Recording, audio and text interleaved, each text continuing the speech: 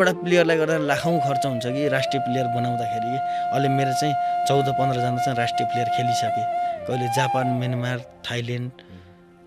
जस्तै नाम हजुर यामकुमारी बिका गङ्गा गुरुङ वीरेन्द्र मल्ल मुस्कान मल्ल बिजन बस्याल निकेश परियार एन्फामा नि अहिले एन्फाको एकाडेमीमा नि हुनुहुन्छ सङ्कल्प अधिकारी है लगायत जस्तो प्लेयर पुलिसमा हुनु दिप्सन परियार पुलिस एकाडेमीमा पुलिसबाटै खेल्दैछन् पुलिस आर्मीबाट सागर थापा जस्तो प्लेयरहरू छन् उहाँहरू सबै तपाईँले झिकेको खेलाडी हुनु होइन अब उहाँहरू त अहिले त अब माथि जानुभयो हजुर उहाँबाट चाहिँ केही तपाईँहरूलाई सहयोग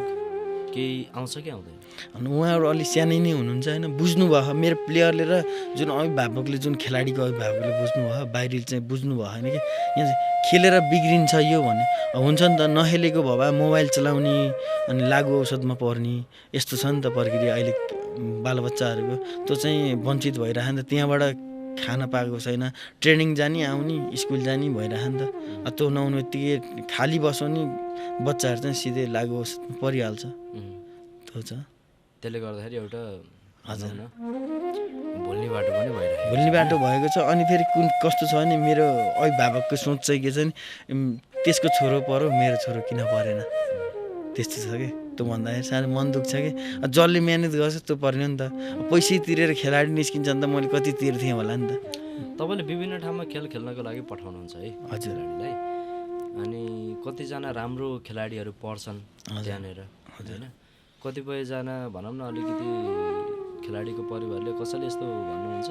म अलिकति पैसा दिन्छु बरु मेरो यस्तो छोरालाई अथवा छोरीलाई त्यो गेममा हाल्दैन भनेर त्यस्तो अहिलेसम्म आएको छ त्यस्तो त आउँछ होइन नाम चाहिँ नलिकौँ त्यस्तो भन्नुहुन्छ तर होइन त्यो जो राम्रो खेल्छ त्यो पर्छ मैले चाहिँ कहिल्यै पनि त्यो पैसाको लोभ लाभ गर्थेँ भने चाहिँ अहिले चाहिँ म यो फुटबलमै लाग्थेँ नि हजुर धनी भयो अनि त्यहाँ फेरि मेरो साथीभाइहरू अहिले विदेश गएर होइन गाडी घोडा घर सबै बनाइसके ऊ साथीहरूले अझै पनि तैँले कति कमाएछस् त्यो साथीभाइहरूले भन्दाखेरि